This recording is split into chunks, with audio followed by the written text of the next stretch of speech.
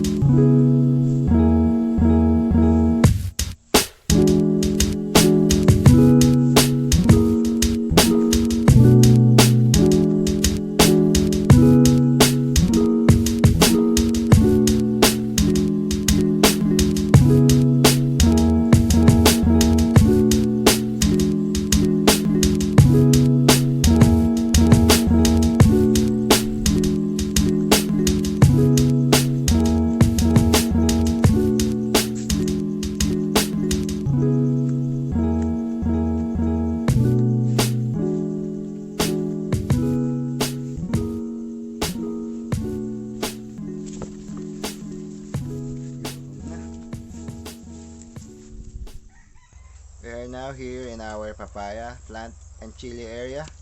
As you can see, our papaya, they are healthy now. We had planted this papaya a month ago, and the day before yesterday, I sprayed them with foliar fertilizer.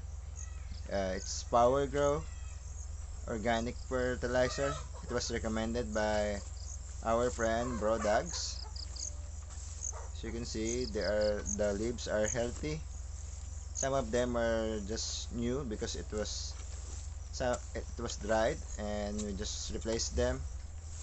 And today it's like a cloudy day. It's wet because of the rain last night. But our papayas are safe because they are in raised bed with plastic mat so that we can avoid a lot of grass and weeds. So that's our papaya. We're going to feed the chicken with kangkong leaves and pellet. I'm chopping now the kangkong. Chop, chop, chop.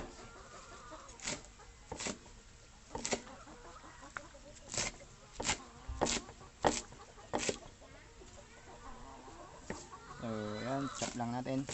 Konting tiyaga lang. Lahat naman nagdadaan sa sipag at tiyaga. So, yan, chop-chopin natin para sa kanila makain nila mabuti. Kasi madali na lang makain yung kangkong.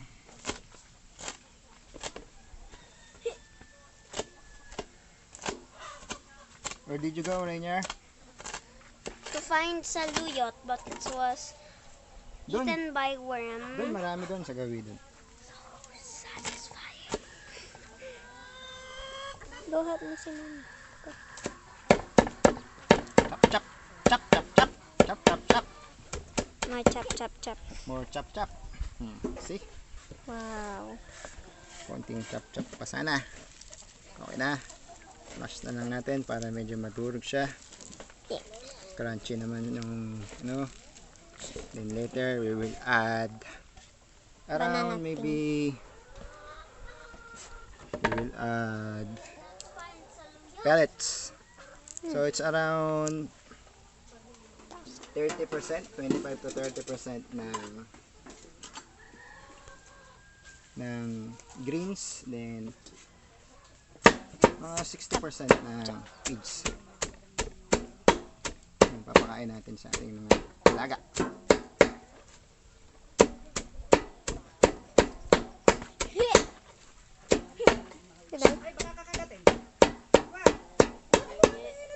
Si anak nagbabay ngayong aso.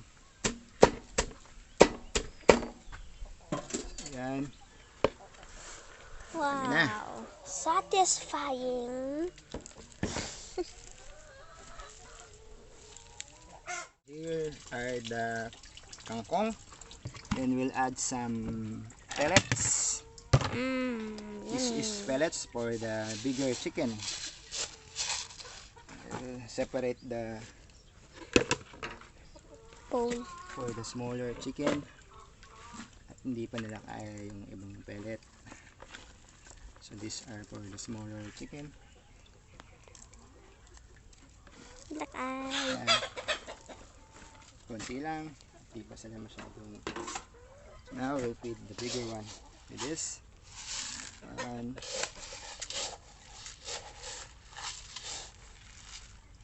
Two, around three, 4 and four. pellets. Okay. Mash it. Mix. Mash it. I think it's maybe around. Maybe dadagdagan pa natin. Ayun, nagugutom na sila. Show them at ayun, no? Gutom na sila, nag-aantay. Chicken. Nag-aantay na ang mga chicken. So we'll add one more pellets. Then we'll give to them. Makukulit. Show it to them. Show it, ate.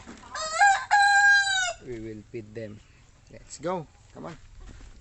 Go inside.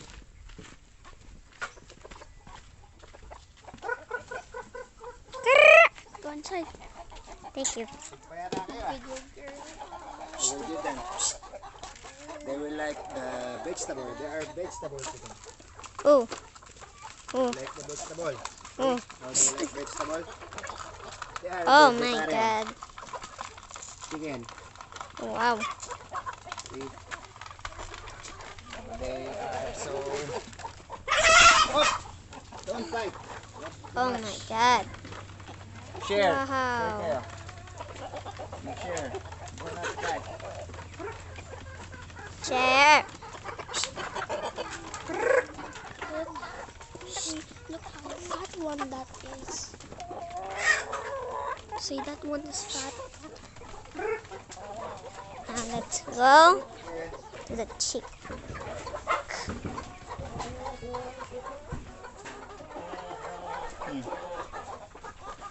Feed them. Magkakagulo na sila. Na. Ano nila?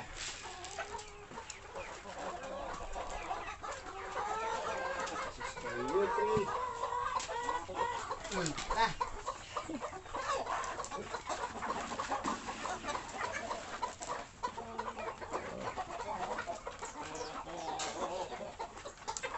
Meron sa bulik. Bulik. Bulik it. Bulik it. Hindi makalat sa aming farm. Putik at ulan.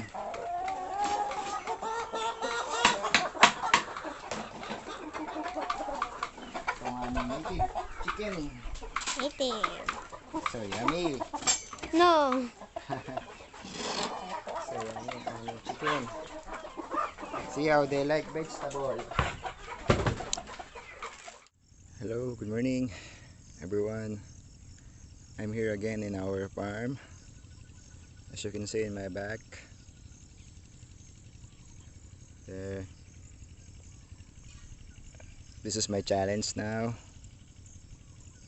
There's a lot of tall grasses in our calamansi, so I need to cut them. But here on this part I already did the cutting, so this is now the challenge during rainy season. So if you have any suggestion on how to maintain the clean area without grass or minimal grasses, please comment below, and join us today. By the way, I decided to do the vlog in English because we have some friends internationally, as I worked before in Dubai. So I think now it's better to do it in English than to have subtitles. So please continue to follow and subscribe and come and join.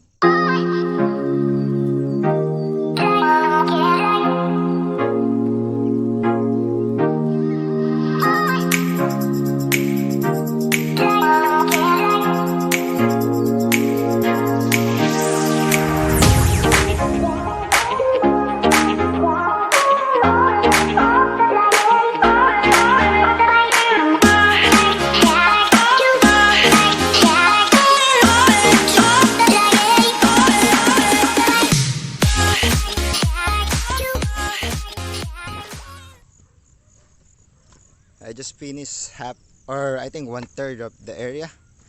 It's quite challenging because the grasses were so tall, and some of the grasses are have branches, so it's very difficult to cut this with the wire. I think I need to change the blade, so I'll just continue next time. See, it's already done, but here it's quite challenging now, so I need to continue the day, maybe the other day. So, because these grasses were so tough, were very tough. See, it has big branches and it's very hard. I'll just continue next time, maybe tomorrow morning again.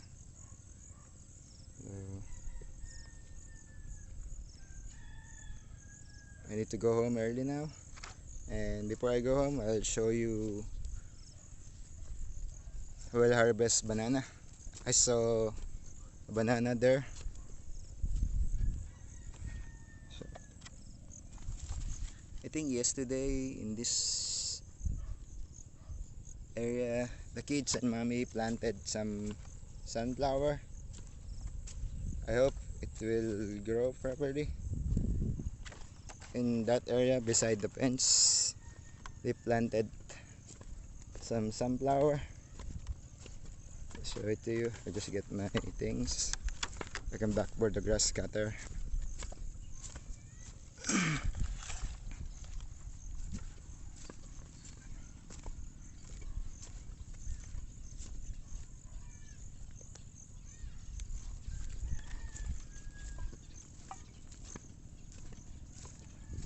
So muddy now. We have some heavy rains. See, this is the mulberry that we planted. Oops. Bigger mulberry. Sorry.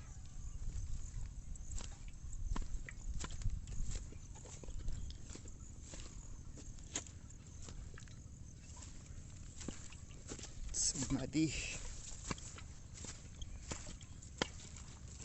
Oh, oh, oops.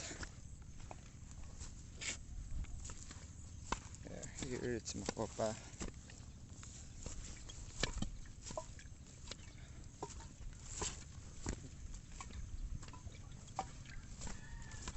And here where they planted the sunflower. I think there was sunflower already. Oh, this dog is so... Hey! Shh, shh, shh. Not there.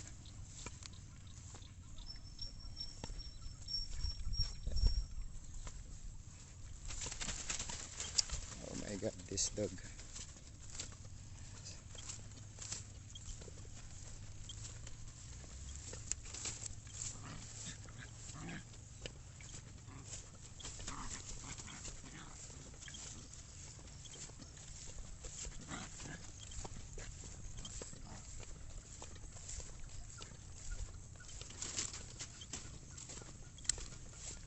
This dog is damaging the...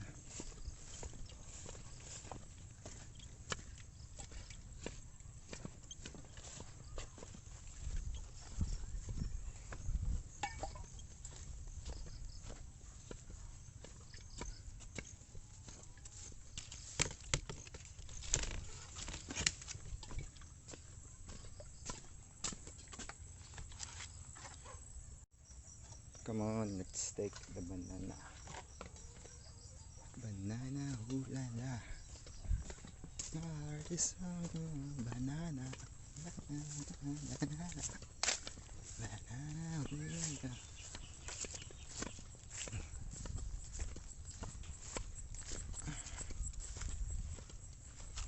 There's the barn, chicken barn. There's the banana. Oh, here, I think here. Here. So the big banana. Oh, wow. I think it's already good enough to harvest. I don't know, let me check. I think still not yet. Maybe it's still small. Maybe next week. I'll see again next week. I think it's not yet.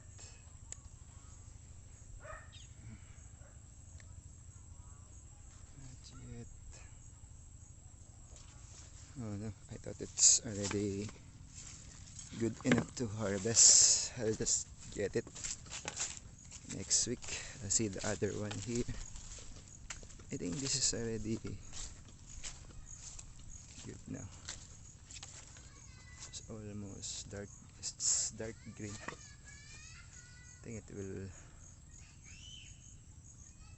will get ripe now. Look, I'll just harvest this one. I'll cut the tree tomorrow for the make it less. Oops.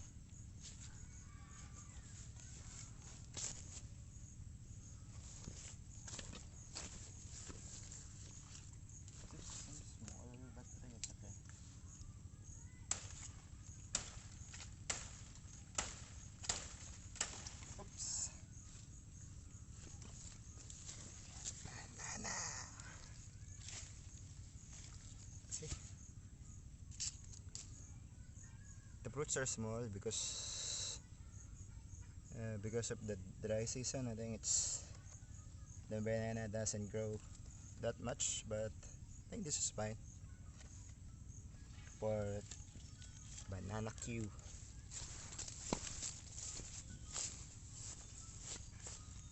Let's go. So there is our farm. Look at the chickens. They're eating grasses where I cut it. So they are happy now, roaming around. There.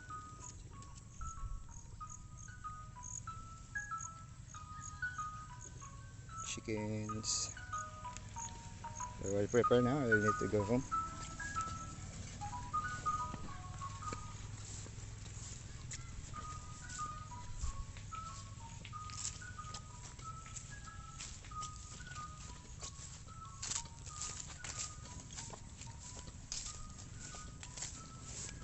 It's too muddy here.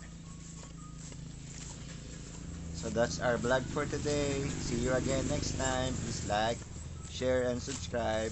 God bless everyone. Take care. Put this in.